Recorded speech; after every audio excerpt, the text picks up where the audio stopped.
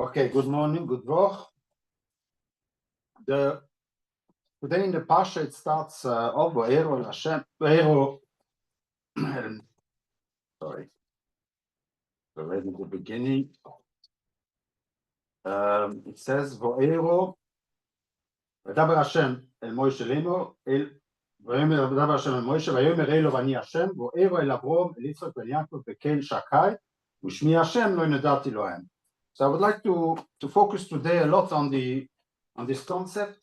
We already spoke many times about that, but I would like to a little bit explain what could be the Kel Shakai as we when we look a little bit in the grammar in the sentences in which it is used in Parshas Bereshis, in the Sefer Bereshis, and then I will focus a lot on the YKVK, on the different meanings of the Vovke. What is the root? So we'll have the Ibn Ezra, and then we'll have the Toysus Yom Tov. And then a little bit on the pronunciation as well, on the lack of pronunciation, how to pronounce. There is a suggestion from the Ibn Ezra on how to pronounce it, and it's going to be interesting. So Rashi explains, Ushmi Hashem lo nodati lohem. So Rashi explains because that Hashem promised to Avrom, Yitzchak, and Yaakov, but he did not fulfill his promise, and so he never showed really his strength of YKVK. And so therefore he's still a Kel Shakai. He's strong and he can do a lot of things, he can promise a lot of things, but for the moment he did not fulfill his promise, and that's why his name YKVK will only be valid once he will have fulfilled this promise. It's a bit interesting. I would rather maybe even say a little bit of a childish concept, but if you look at the world, that there are two worlds. There is the world of thoughts and ideas and concepts, where words and promises lie, and then you have a world which is our world, which is the world of realization. It's a world of reality. So the concepts are being concretized, are being projected on this world. And so here, what the Kel Shakai is the God of the world of concept. That's the world of thoughts and ideas, and YKVK is the world of realization, is the world of reality, is our God that we are facing in our daily life, in our interaction in our daily life, what we feel, what we can, what is concrete. And so therefore, we have only seen so far, they have seen the Kel Shakai, meaning the concept, the promises, but the realization has not been seen yet. And therefore, this is the olam, the world of the realization that still needs to be projected upon. So you can explain the Rashi according to those two worlds. In order to explain that Hashem said that I did not Ushmi Hashem lo nedati lohem, that I did not show to the world my true name because I did not yet fulfill my promise. And so the promise is a concept, and the fulfillment of the promise is a realization. So these are the two worlds, and they are in the two worlds Hashem has different names. In the upper world, it's the Kel Shakai. The Ibn Ezra goes in a similar concept. He says that there are not two worlds, but he says there are three worlds. So you have the upper world, which is purely where Hashem is, and the Malochim, everything that is not corporal. Then you have the middle world. This is the middleware, where Hashem runs the world according to nature, and he is a very strong believer of astrology. So he believes that the stars and the position of the planets are guiding the world. And then you have the world underneath here, the underworld, which is the world where we are. And so therefore, Hashem, he explains that Hashem never changed, so far, never changed the world, never changed the nature of the world. So far, every time that according to the stars, a certain city had to be a flood, a tsunami, whatever it is, this he never interfered. This will happen. The only thing that he could do is tell the humans, don't be there, go out. Can send a Novi to tell them to go out, but the city will be flooded. So he will not interfere with nature. He would only tell people to go away. A little bit what he did with Noach or what he did with Avram to change his name. So he did not interfere with the natural events, order of events, but he did is kind of help the people to take benefit from the opportunities or to avoid this how do you call it, what is not pleasant, the unpleasant, so to avoid that. And so he believes that you can die and suffer without any reason. Yeah, so that's where the Rambam also discusses a lot about that. Rambam disagrees, but okay, now just to be clear. Yeah. So he believes that, in any case, he says that the schar and oynish on this world, so to die for a nes, for an avera, or to have pleasure because of a mitzvah, is a nes. It's purely a nes. He says it's something which is not malam derech hateva, and this is something which kind of can be only started from the time of Moshe, and maybe a little bit also before, because he's like there.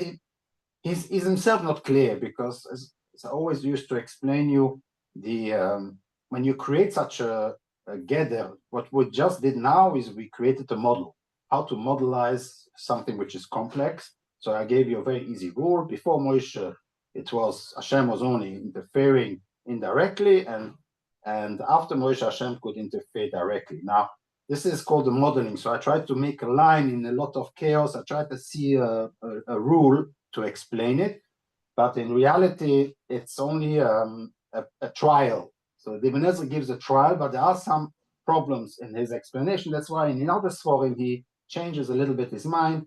He says it's only Moshe Rabbeinu that had this, that it is through Moshe Rabbeinu that all the Nissim could happen, because he reached a level which even Avraham, Yitzchak, and Yaakov did not reach, which is a very, how do you call it, quite a strict statement. This he believes, like what I said, that we can be higher than our forefathers, that the world we build upon the height of where our forefathers have built, so we are higher, but the increase that we do is much lower than our forefathers did. They went from very low, they jumped very high, and we are standing on their shoulders, and our children will be standing on our shoulders, but we are growing. But that's a modern view. I've seen it also in Chabad, in one of the Chabad Sforim, because why didn't Moshiach come in Balatanya? Why would he come why would Balatanya be not be Moshiach? Why would the last? I mean, if the Rebbe is always going down, why it should have been the Balatanya, should have been the Moshiach? No, they explain is that every Rebbe is on top of the shoulder of the previous Rebbe, so it's always a little bit higher. So it's a very interesting point of view. But so basically, it's a bit. There's a whole discussion on the schar v'oinish as not being a worldly thing, but it is kind of a ness that Hashem interferes on this world, and therefore Hashem, all the schar and oinish on this that it says in the Torah is indeed to show the ness that Hashem will do. I will change nature for you. You will not be under the mazoret. If you'll do good, you'll have good. If you'll do bad, you'll have bad. So it's kind of the whole theme of the Torah from now on, from this parsha onwards, is the nisim that Hashem will do. Not only the nisim of the makkos, but in general that you are dependent on your maisim. Whatever you do will impact what will happen with you. So it's not based on stars and you were born on this particular astrological sign, but it is going to be based on the fact that you do. But then he retracts a little bit and he says, yeah, but there is also the element of the geography. I saw in another sefer of his where the land has also an impact. So it's not only Hashem, but the land also can chuck you out if you don't behave according to his particular culture. So the land also, some land needs a certain kind of behavior, and that's how maybe different cultures started to evolve, is because the land requested it, and the people in the subconsciousness felt that this way of behaving is worked for us better, and so therefore you have such a multitude of cultures and behavior according to the geography of the land. But in any case, so he's like a little bit going in one direction, and he sometimes goes another direction. But in general, what he says is, if a person feels he behaves dobuk in Hashem, if a person is a tzaddik which feels really connected to Hashem, Hashem will have a strong connection with him. If a person does not feel connected to Hashem, that's how I call the Hoylech Bekeri. If somebody goes and he thinks that it's nature, then he's going to be nature. So it's like what the Rambam also says. You know, the Rambam says it's midek neged midek. If you feel connected to Hashem, Hashem will be running your life. If you don't feel connected to Hashem, Hashem will not be running your life. So that's the viewpoint. So the Kel Shakai is the name of Hashem of the upper world, that where he is not interfering in the middle world, and YKVK is the God that actually goes down, all the way down, and he runs the world how he wants. So he annuls the middle world, and he kind of takes over. That's the Ibn Ezra. Now, what I did here, something very interesting. There is when Hashem speaks to our forefathers, Avraham, Yitzchak, and Yaakov, there is when he mentions the Kel Shakai, when he mentions the name I am the Kel Shakai, Ani Kel Shakai, it's Alech Lefonai, Ve'eh Yetomim. So there is a concept where Hashem says to Avraham, V'Salech Lefonai, you shall go. It's a very interesting, not going, because in English, in the European language, there is not such a concept of Fa'el, I'm going. So I dress myself. I can dress somebody else.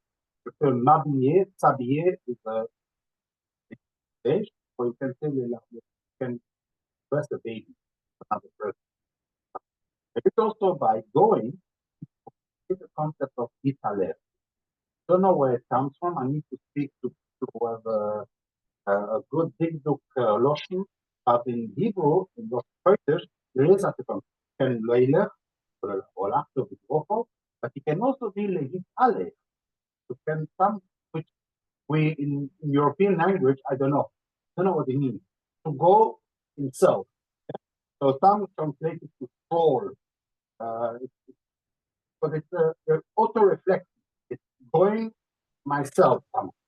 So what does it mean? I don't know, and I'm still working on that.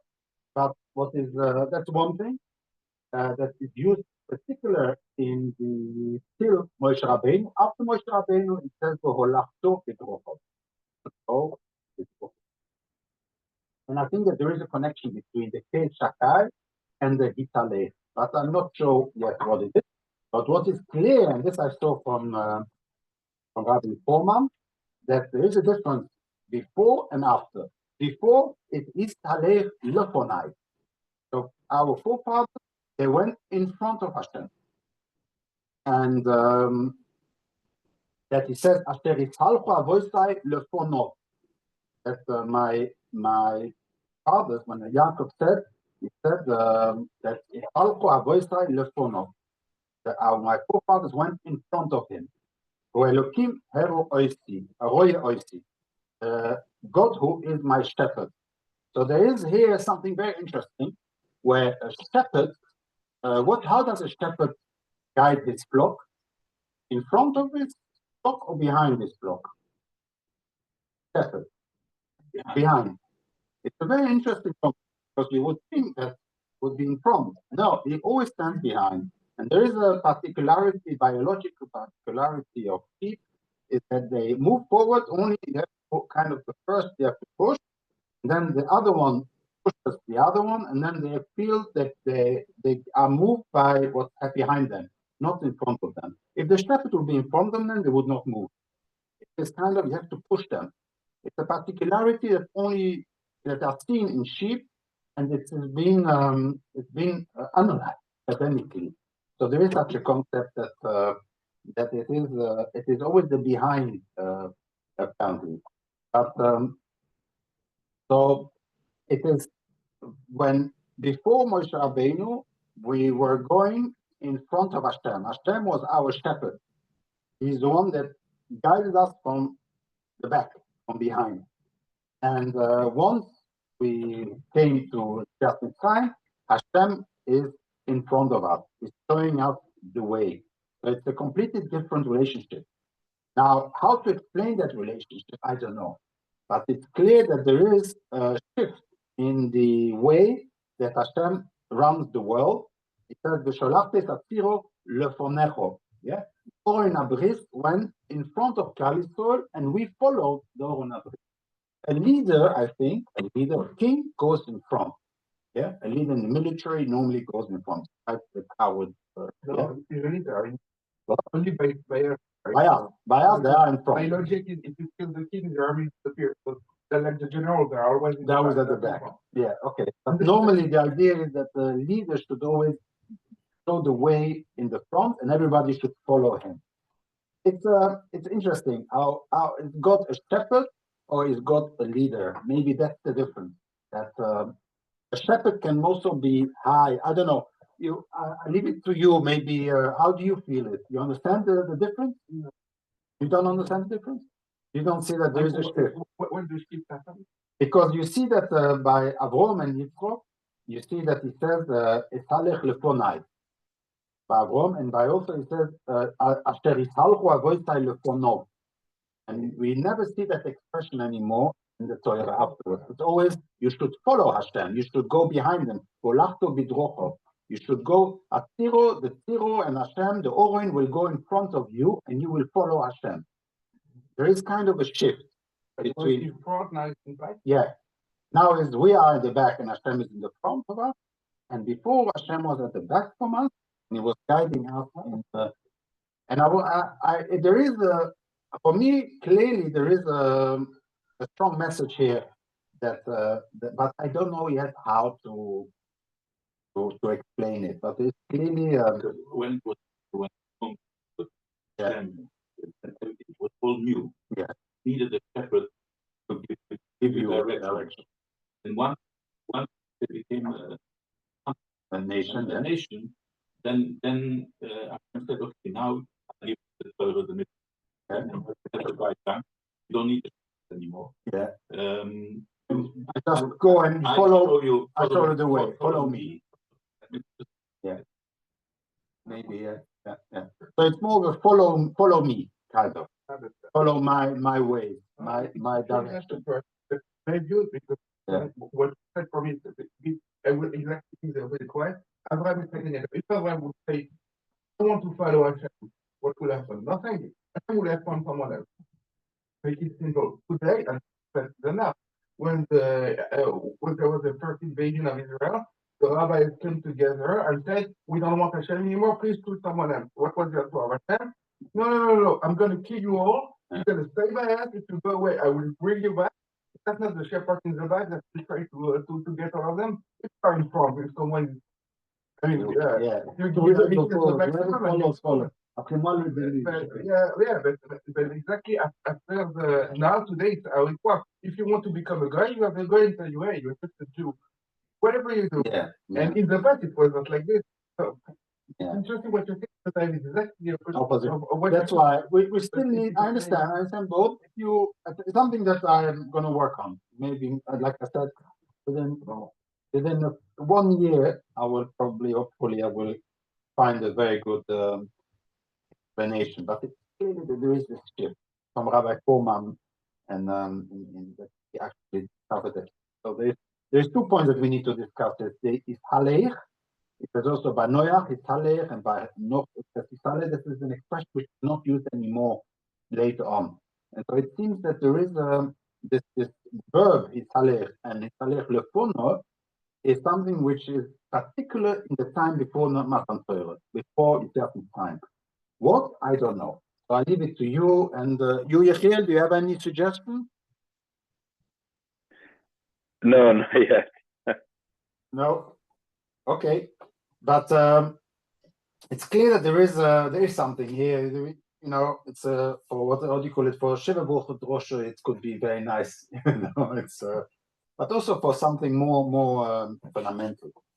in the upper worlds, the Ibn Ezra continues, and he says in the upper worlds there are 3 names. So although we have 7 names of Hashem that we're not allowed to erase, Ibn Ezra, like normally, doesn't care about what Chazal are saying necessarily. He looks at the text, and he says there are 3 names that exist on the upper world, and all the other names are Shem Toyar. So they are only reflecting what he uses, his emtsoim. Like Tzvoko is his military. Elohim is his malochim. So it's more like what he uses in order to fulfill what he wants to do. The 3 names, and this is something which is very interesting how he comes there. He says like that. The first name is, of course, Eke, I shall be, I will be. Then you have Yehi, yeah, he shall be. And then you have Yiyeh. It's also he will be. I think there's a difference between Yehi and Yiyeh. Yehi is more of a hope. Yehi is shall be, and Yiyeh is he will be. It's more of a certitude. There is a promise there. There is more of a certitude. And Eke is I shall be. Now, the idea of these 3 names is that, first of all, they are all related to one verb, one root, which is the being. It's all about being. That Hashem, so they explain it. And the second point is, it's all in the future sense. All 3 of them is about the future. Nothing is about the past. It's Yehi, he shall be, Yiyeh, he will be, and Eke, I will be. And so it's all based on the future, and it's all based on the being. In other words, the name of Hashem is reflecting in a philosophical way the source of all being. Okay? The source of all being. He is the being. We are all because he is. And if he wouldn't be, we wouldn't be. So, and he is even without us.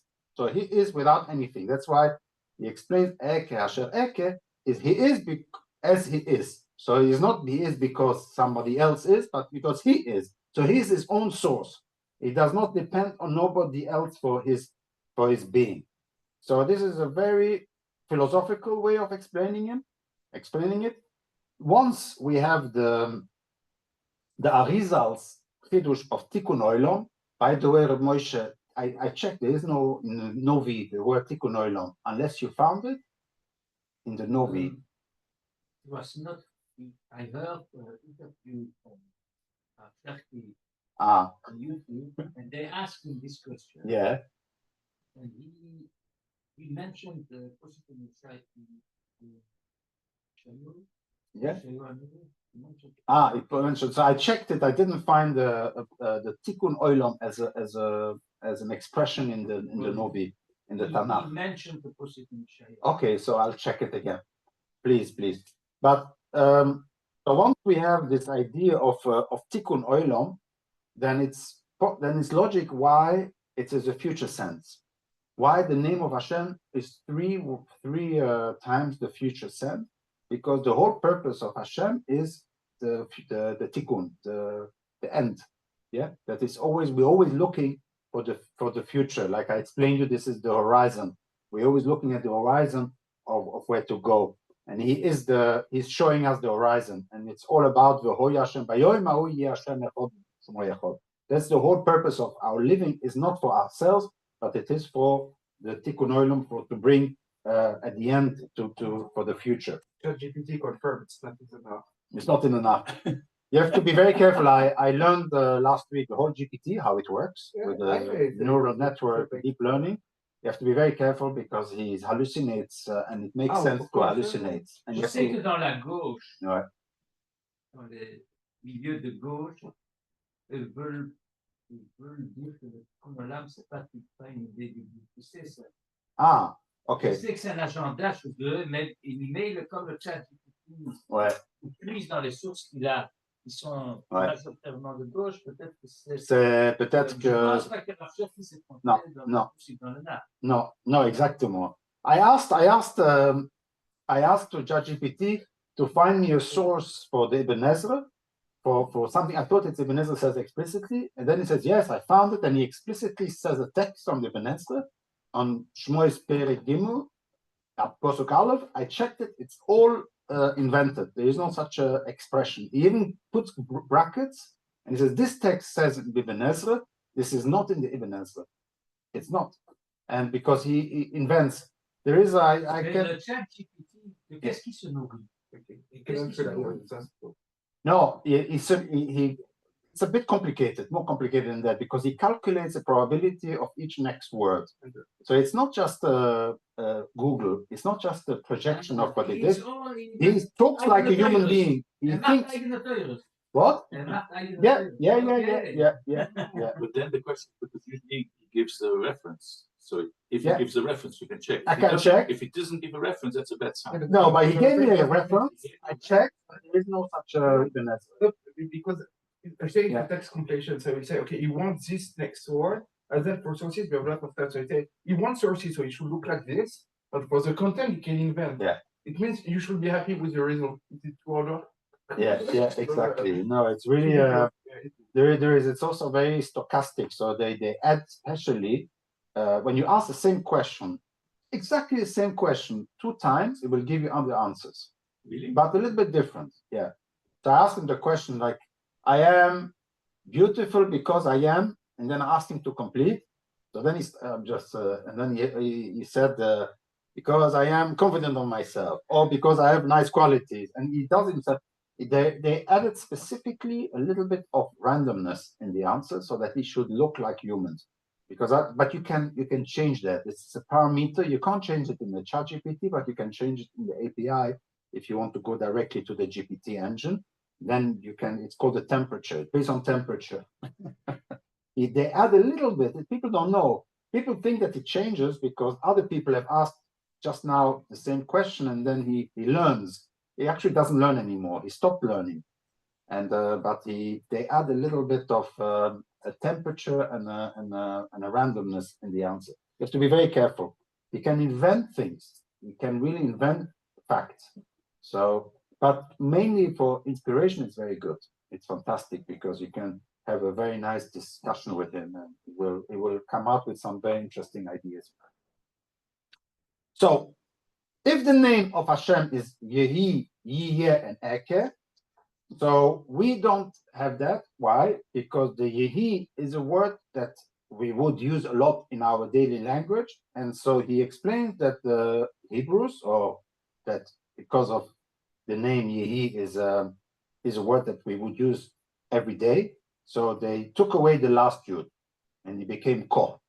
It became Yud K, and then pronounced it Ko. Since the Yihiyeh is a word that we would use a lot, so we have replaced the Yud by a Vov to make it less daily using. He explains it's like Chayo. Chavo, why do we call a Chava? It's normally should call a Chaya. That's how it is. It's when you look in the postbook, we call a Chaya because she is the aim called Chay. Why do we call a Chavo? It's because the Yud, because otherwise Chaya is, everybody would think of an animal. Yeah, like a poro, like you would call they would not like it, the women. And so we changed and we called her Chavo, as we changed the Yud into a Vov. He says that the Yud and the Vov, the Aleph, the Hey, the Vov, and the Yud are exchangeable. In Hebrew language, that's one of his dada, as we say. He uses it a lot in nearly every time. It's the Aleph, the Hey, the Vov, and the Yud are interchangeable, are omitted. The Torah sometimes adds them on, sometimes not. You can do what this is really a tool that you can play around in the Hebrew grammar, but also in poetic text. You're allowed to change and add Aleph, a Hey, a Vov, and a Yud, and which will not change the meaning. But for some reasons, if you have maybe for sound reason or whatever it is that you want to add an extra letter, you're allowed to add, but only the Aleph, the Hey, the Vov, and the Yod. And these are the letters that are for the name of Hashem. Eke, Yeh, and Yehi are all, besides there's one letter which I just realized is not there, is the Vov. But in any case, the Vov is also part of the names of the letters that can be used. I already told you last week that the Zohar says that the crying is oy vey is from these letters. It's like when you cry I, and the person I is actually pronouncing the name of Hashem by different letters. Yeah, so it's the Aleph Hey Vov Yud. So the Eke, I guess he does not explain. So the Eke did not change. Eke remains as it is because we don't use it in common language, I guess. And plus, it's also not a name that the person will use of Hashem, because that seems to me, that's my own interpretation. Eke, nobody will say Baruch Ato Eke. Eke is referring, is only Hashem can say Eke. What does it mean Eke? I am. Yeah, I will be. So it's not something you can say Baruch Ato Eke. You understand? It doesn't make sense. Eke is only in the sense when Hashem speaks to us, he can use that name, but we cannot use that name. And Taki, it's never used in the whole Torah. Since then, it's never used in the whole Tanakh, the name of Hashem Eke. And so probably because of that, it's not a name that we would use anyway. Plus, we also don't use this so much. I don't think that in Hebrew, modern Hebrew, people speak Eke. Yeah. I don't think that it's yeah, but ani, yeah. I don't think it's an expression. No, but yes, there is a modern Hebrew. Yes, Yeah, okay. No, yeah, Asher, yeah. yeah. we're learning that Yeah. I cannot say yeah, Asher, yeah. This is the original. Yeah. In modern Hebrew, there is yeah, Asher, yeah. Yeah, but that's because that's more philosophical. Whatever happens will happen. It's like it's in the reality. No, it's a relation. Okay. You think it replaces the relation is yeah, yeah. We are together. Yes. But don't you say in Hebrew, say "Atati yeshama ken ani yeshama"? No. No, you don't say that. We don't say that somehow. I don't know why. Because it's the name of Hashem, I think. No, okay. Even Ben Yehuda was. Even Ben Yehuda did not. But it's grammatically correct. Can be. It's grammatically there's such a word, but it's not used to. In the whole Tanakh, it doesn't come back. You never say. I don't think that the Novi ever said or Melech says Yeshom. I will be there. Maybe yeah. I checked. I tried to check in the Concordatia, but it was. So how do you say in Hebrew "I will be there"? Yeah. No, how do you say it? I will be there. Translate in Hebrew. How do you say I will be there?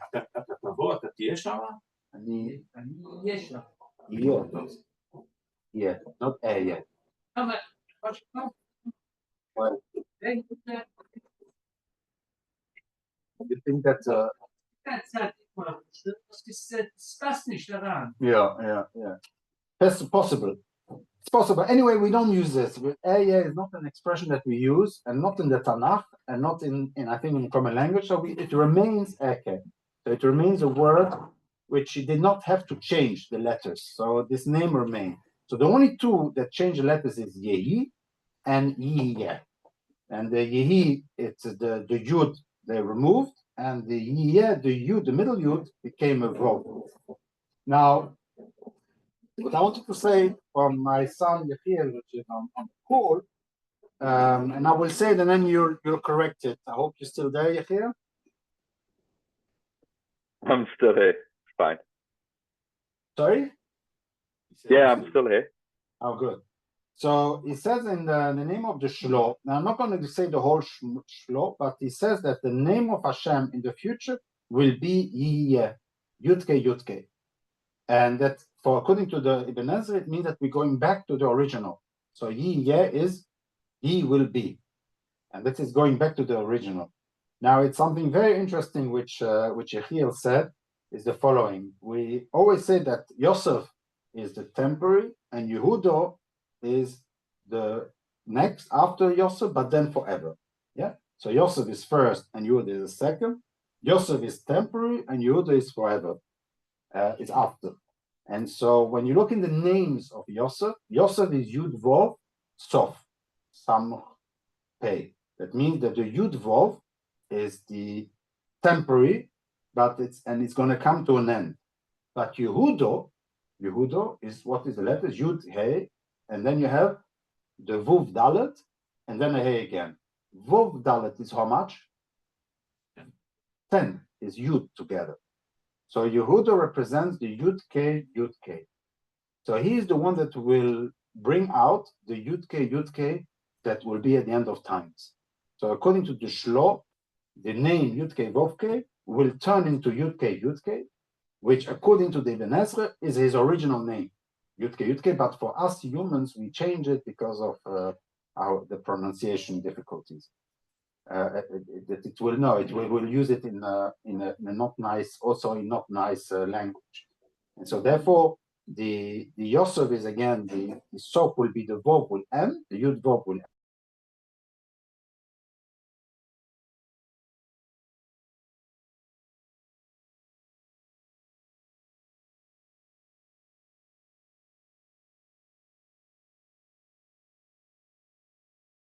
Correctly.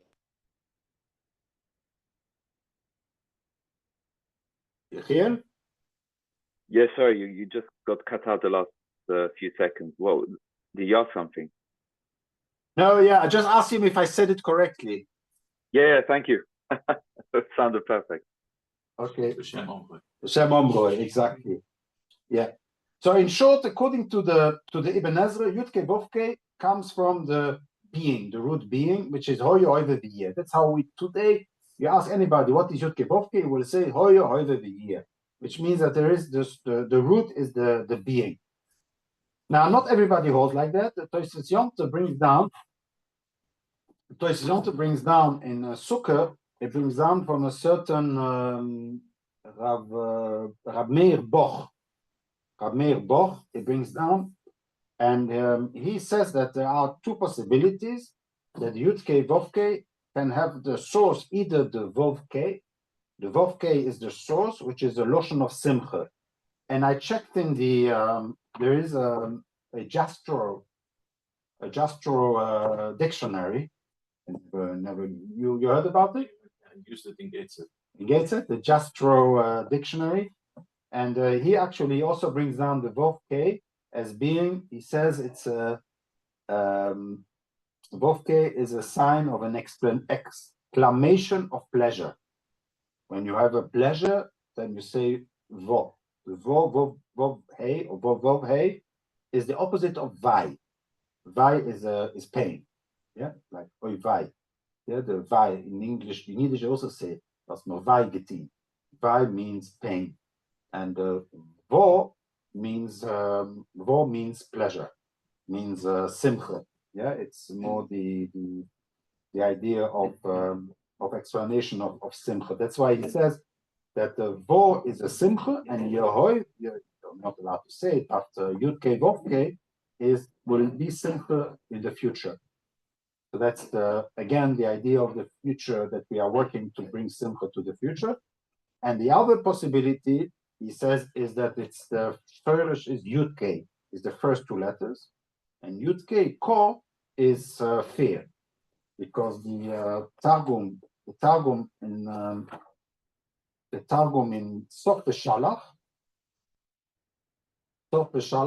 when it speaks about the Milchoma with Amalek, then he says, "Vayomer ki yod arkes ko Milchoma Lashem va'Amalek mitor dor." So the Targum says, "V'amar b'shvu amir odo min kodem dechilo yeshchinte." Dechilo means fear. So the ko is a translation of fear. God as a fearful. So you have to be. He brings fear on the world. This is dechilo, means fear.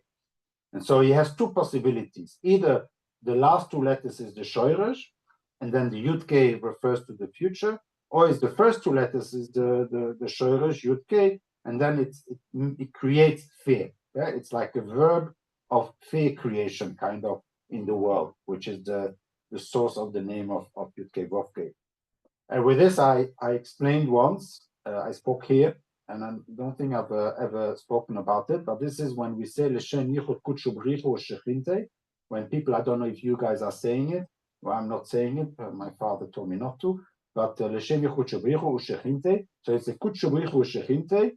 He speaks there about the Yud-K and the Vov-K, the Yud-K over Vov-K, so when the two letters Yud-K and Vov-K will be one, which is B'Dechilu Ure Chimo, B'Dechilu Ure Chimo. And that is exactly according to Tosfos Yontif. It's a beautiful explanation, because the Yud-K is the Chilu, is fear, and Vov-K is Rechimu, is pleasure, is love, is Rachmanus, is everything that is the Midas Rachman, and the other one is Midas Hadin.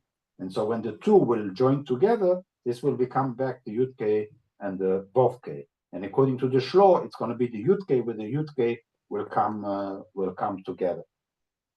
Now, so that's a little bit to explain the root of the name Yud-K Vov-K, either being or it's fear or it's pleasure.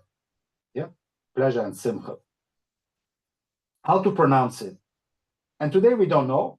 We don't know how to pronounce it. We pronounce it Adoi Noi. I'm allowed to say it right now.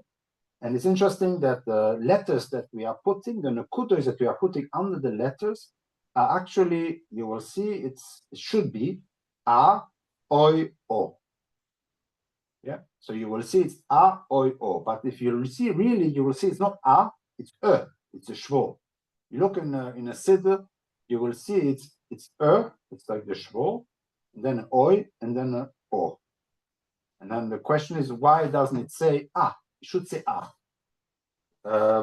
And so I've seen an answer is because Adonoi, the A is a A with a Chatav Pasach.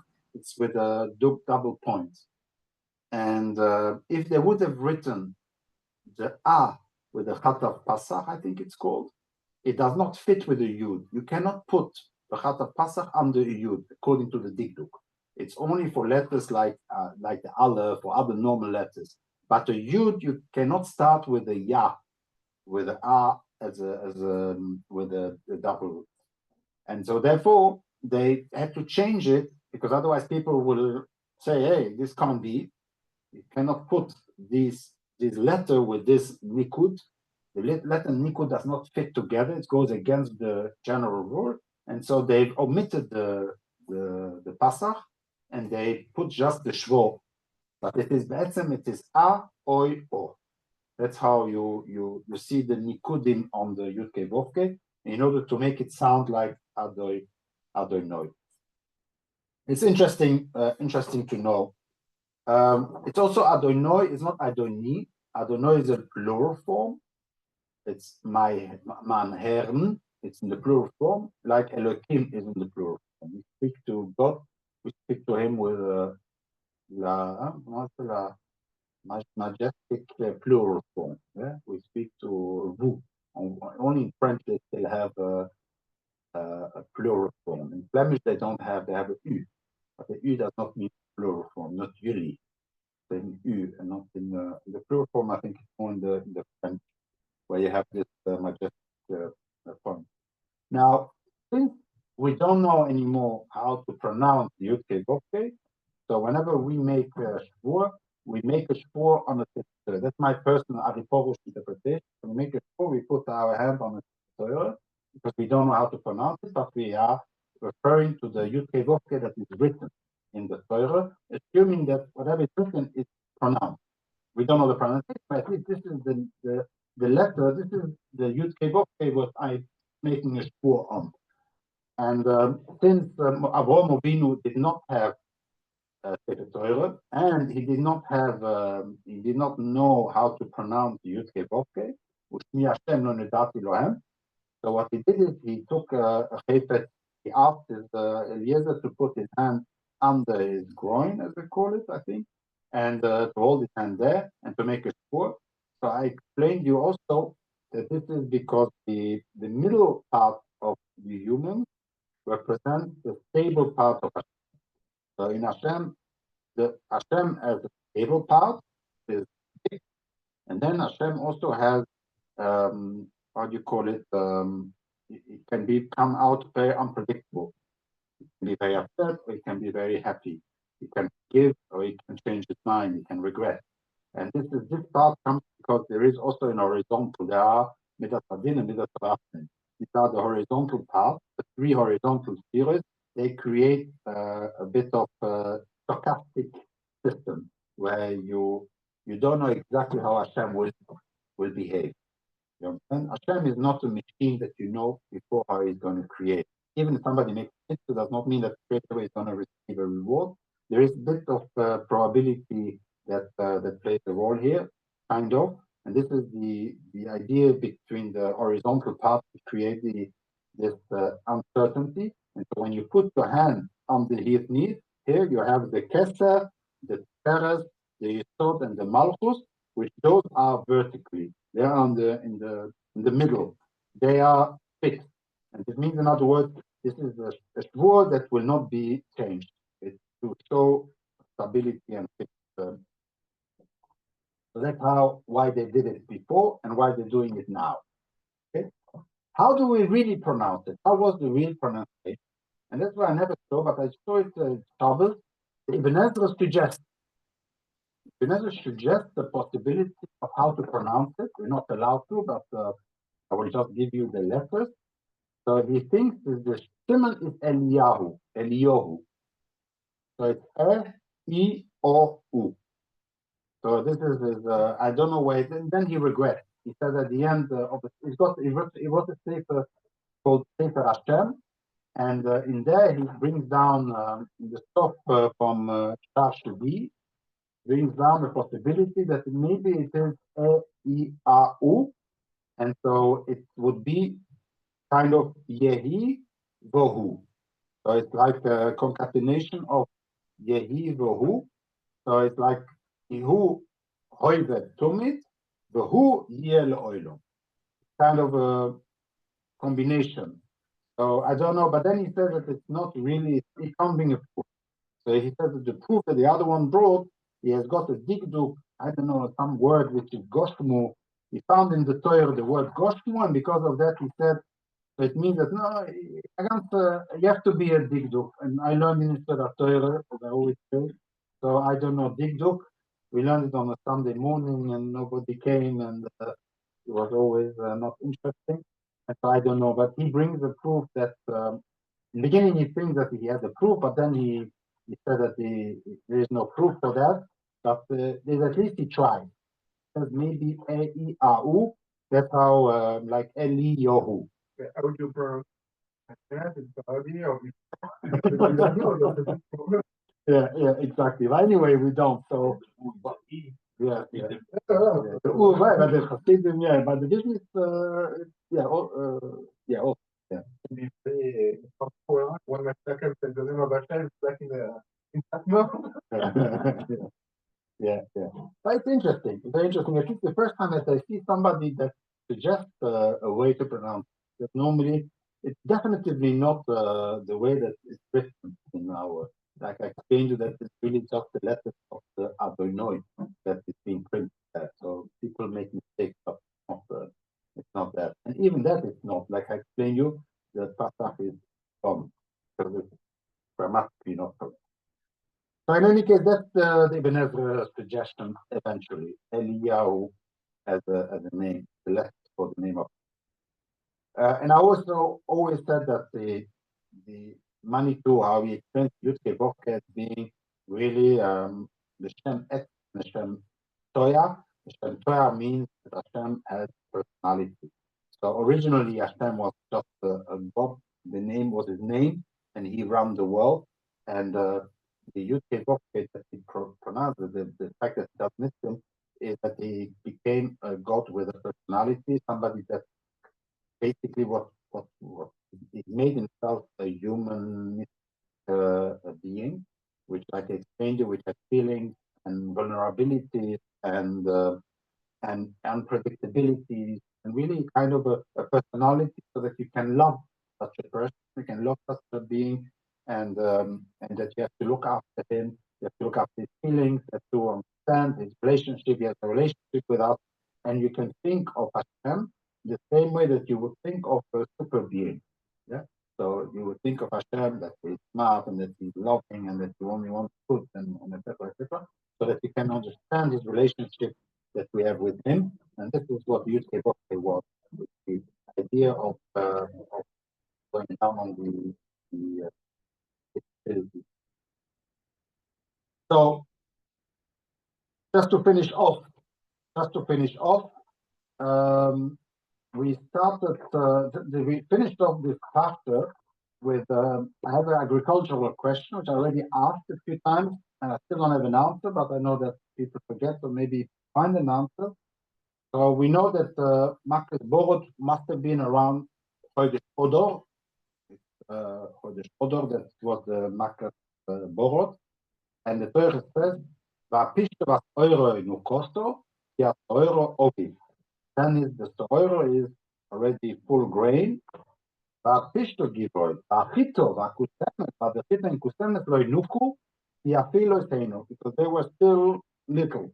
So the borot, borot does not destroy them because they are not hard. They are soft, so they can just move around and grow up.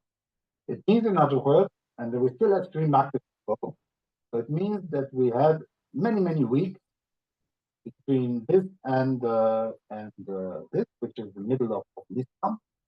And so Hashem took us out on the middle of Nisan, meaning that the Oirim were already Oviv a month, at least a month before, right?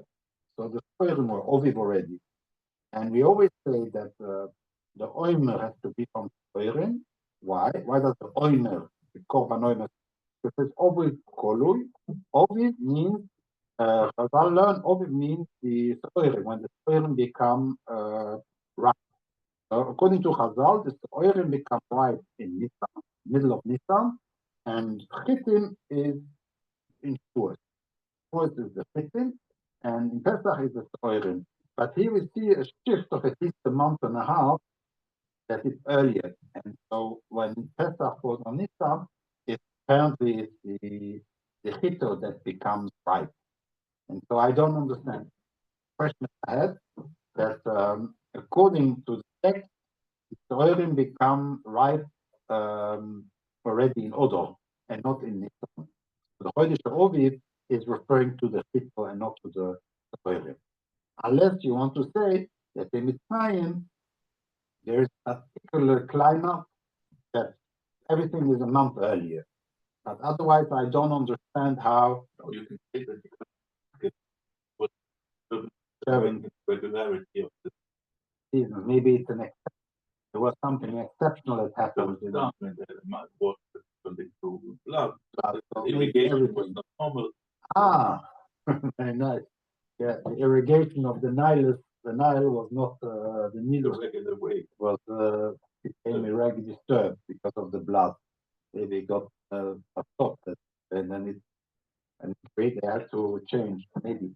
But in any case, it's a bit of a steer here, which I don't see nobody speaking about. But also for Baal, I would say there was fire. Yeah. The really were already out, because more is quite a bit. But the Posuk says, not like Chazal. Posuk says that the Chitim were not disturbed. No, the second thing, if you already planted, but Yeah. not out of the ground yet, Yeah. they cannot be burned with Baal. No, because he says it's out. It seems like Afilos, Afilos means they are low. So they were already There was out. fire. It was fire at night, no? Or Yeah, am I wrong? Or Yeah. Also fire, yeah. oh, you have anti-Semitic fire that doesn't touch you? Yeah. No, but it seems like it came out already, but it's not, has not come out. It's a question that I have, and I still don't have the right answer. I just wanted. So we saw what did we see today? We saw the Ibn Ezra on the 3 worlds interesting point of view.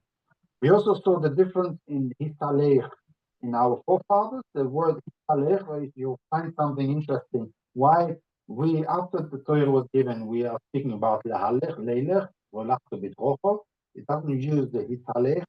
And also the Hisalech is also Hisalech Lefono. That our forefathers went in front of Hashem. Once the Torah was given, we are going behind Hashem. We follow Hashem. And we see that in the Shalachti Satiro Lefonecho, the Oren Abris went in front of Klal Yisrael.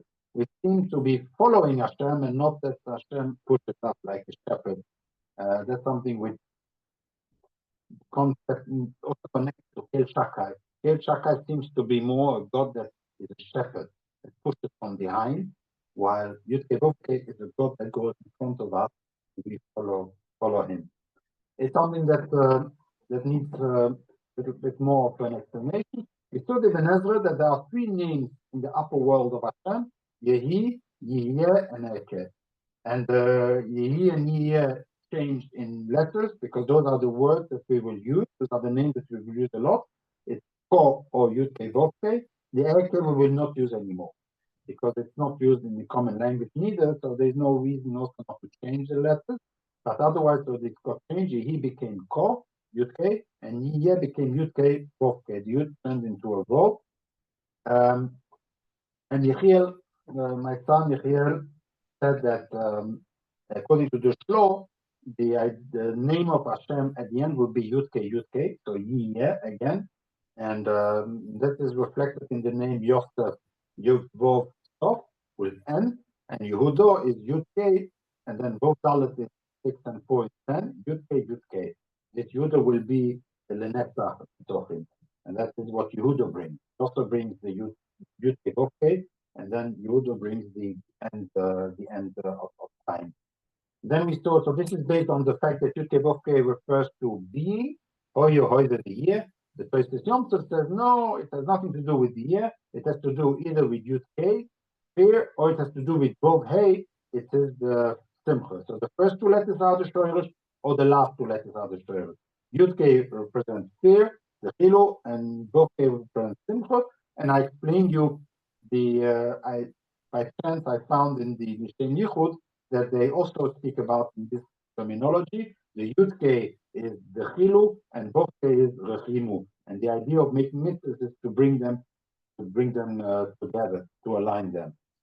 The pronunciation, we explained that it is, today we say Adonai, and Ibn Ezra holds because we are in a Mokem Atuma, we are in Golos, and we are not, we are Tuma ourselves, and so therefore Chazal did not want us to pronounce the name. Others hold it Min HaTorah, that one to not pronounce it. Yeah, there's the Postuk, that's the Chazal, that is Min HaTorah, we should not pronounce it. But the Ibn Ezra hold that it is only a Drabonon. And the Nekudos, you will see the Nekudos are not at all related to the letters. So these are hidden, the Nekudos are the Nekudos of Adonai, but just that the R is omitted because it cannot be under a Yud, cannot be an R with two dots. And therefore the R removed, only remain the two dots in order for us to remember. But it has nothing to do with the pronunciation. The Ibn Ezra suggests that maybe the real pronunciation might have been from the letters of Eliyahu. So it's E-I-O-U, and it would mean Vehi, Yehi, kind of, Yehi, and then would be then Vohu.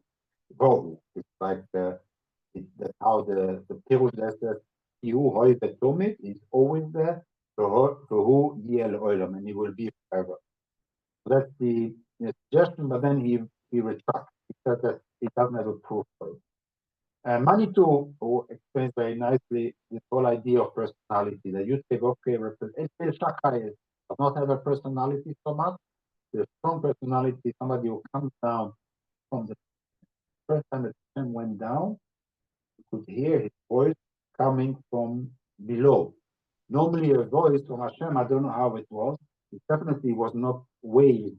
It must have been something that we intercepted in our brains. I don't know how it was there, how voice of Hashem, but here it was proper voice of Hashem in a place.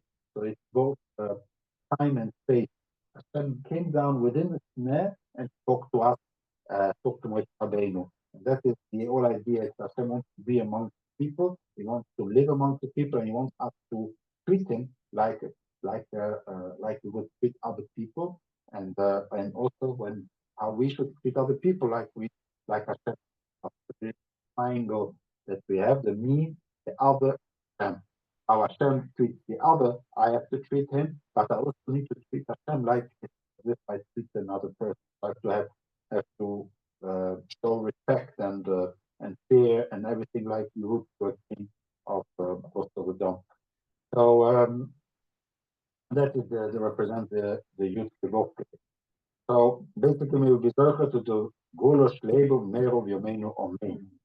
The question, next week, can we start earlier? Can we start now on a little bit earlier? 10:30, quarter to 11? Quarter to 11 is It's good, quarter to 11? Yeah, because Lionel asked me to, if we can maybe change. So half an hour earlier. Half an hour earlier, okay? I think so. Yeah. Okay, so with this. But when you write, you're a Jew and you write, Yeah. And you write, yeah. Omit the O and put two. I'll tell you the truth is, luckily, I don't think that you will find a very strong halacha for that, but I always find that I see a lot of people, they don't. And I saw it doesn't show Yirat.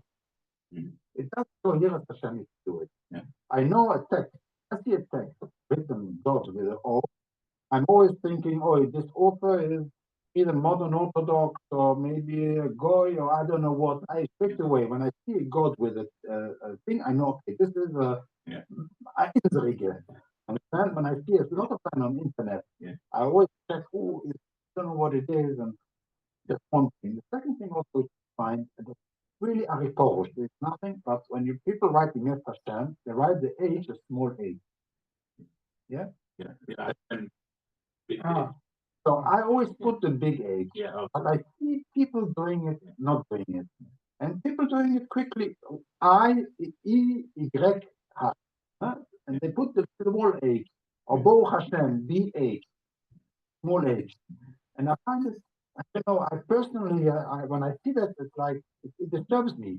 Yeah, but because when they write, they omit the whole letter, I know. Yeah. But when you are speaking about Hashem, the Bo Hashem or Nir Hashem, I put a big H, a capital. You can check 90%, 99, if not 100%. My check.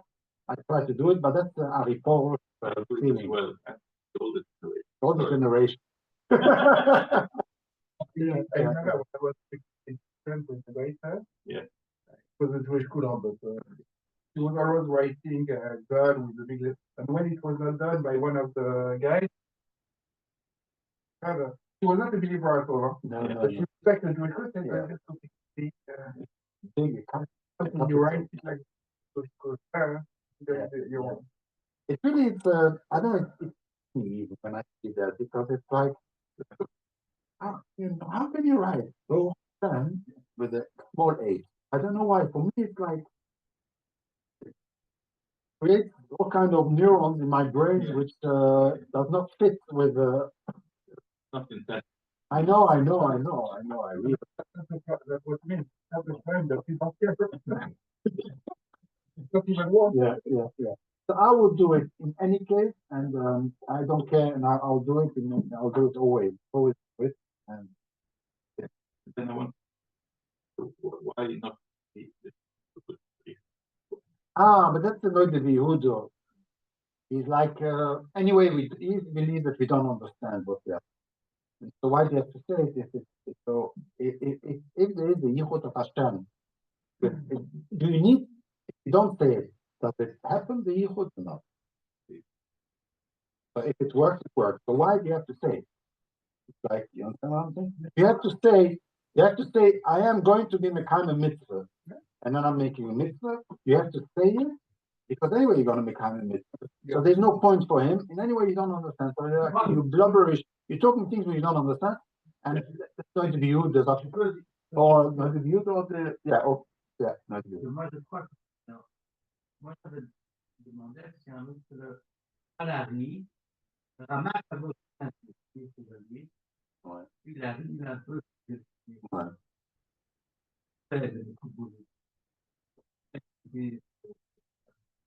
on fait une image. Comme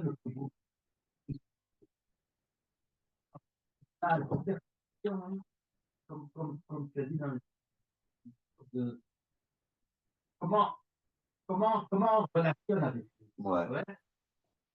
Qu'est-ce qu'il faut les rouler? Image. Voilà, le c'est-à-dire la volonté de Dieu comme un autre. Ah ben, il y a la même chose pour nos dieux, voilà. Et les Mokubuli m'ont proposé ça. Et la réaction des gens qui n'ont pas fait là-dedans, de dire, ouais, mais c'est une humanisation. Ouais. L'autre et Ouais, quelque chose féminine, féminin, que l'être humain a fait peur, peut-être, ouais, Ouais. des conneries. Ouais. En tout cas, vous ne voulez pas aller sur Ouais. chemin. Vous voulez un Dieu éloigné. Yeah. So first of all, when he says doesn't understand, it's probably because he doesn't agree, because it's great that what's this whole business. And the second point is why to say it. If it doesn't, it's not impacting, why do you have to say it? But it's interesting because the remark says before you're doing a mitzvah, you should say what you're doing in order because the sicho will be la sicho. That's also in to say it. So there is an in of whenever you do mitzvah also to the sicho, la sicho. Et après, le chiffre que tu viens de donner, il y a un routine de peur de l'éternel, de nous, de lui. Alors, oui, on répond à l'appel. Ouais. On répond à l'appel. On répond à l'appel. Ouais, tout à fait. Ouais. Tout à fait. C'est le mindset et l'attitude. Je comprends pas, la vérité, c'est que je ne comprends pas pourquoi, je comprends pas comment lui ne comprend pas. Parce que c'est vrai, comme tu le dis à l'avance, c'est-à-dire, tu fais pas simplement une mission, tu fais aussi quelque chose qui est bon Dieu aime. Tu veux l'amener, le coup de sourire, le sprinter ensemble. Les arcos et le nekevo, tu l'amènes ensemble. Il a du plaisir de ça.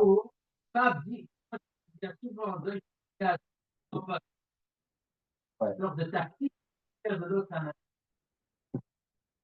ça, il y a un brouillard, il laisse tomber. Je pense que les gens comprennent très bien. Ouais. Développement, Ouais. comprennent très bien. Moi, je suis empoché, pas de ça, mental, laisse la technique mécanique, et laisse tranquille. Parce que, par exemple, en France, pour le cérémonial chez les rois de France, pour une personne en particulier qui dit ça, il faut s'élever, tout est sur les cérémonies. C'est arrivé à Versailles, qui devait se présenter au roi, il avait des cours pour savoir exactement comment il devait mettre sa main, comment il devait avancer. Le roi avait tout fait. Le seul but, mon sens, c'est le même principe que je te dis. Le but, c'est de mettre la tête. Dans le cas du roi de France, c'est pour que tu comprends bien que le roi, il est là, il n'est pas là-bas, quoi. C'est un peu le même principe. On fait tout ça pour qu'on sache que ça, c'est notre place, voilà ce qu'on veut faire, voilà pourquoi on peut le faire. Et je comprends ceux qui disent non, parce que si on fait les chanis-roux dans techniquement, pour qui tu te prends, toi, que c'est toi qui fais le. Voilà. Descendre un cran, là. Non, mais ça, c'est très comme c'est le rabbin du quartier ou d'une école ou d'un machin qui dit moi je sais, moi le rabbin ici, baisse un cran. C'est les deux. Donc, je comprends que ça peut être mal. Sinon, on le dit, mais nous, on les fait stratégiques. Moi, je le fais stratégique. Donc, nous, on ne le dit pas. Alors, non, les ne le disent pas non plus, et les geeks ne le disent pas non plus. C'est un peu dommage parce que ça donne ça crée la concept, ça crée l'ambiance. C'est une attitude. J'avais vu ça même ailleurs dans des en Europe. Non, c'est au Moyen-Orient. Je parle des milliers d'années.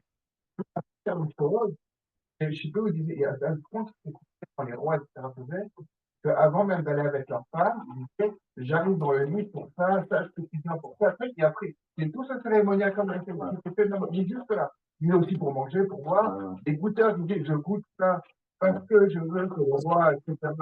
C'est je le sais sans prendre de plaisir. C'est pas sans prendre de plaisir. Je le disais, écoutez.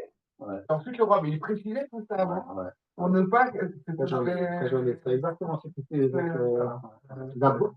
De le dire, parce que quand on le dit, ça crée une réalité, ça se met dans l'ambiance. Ouais.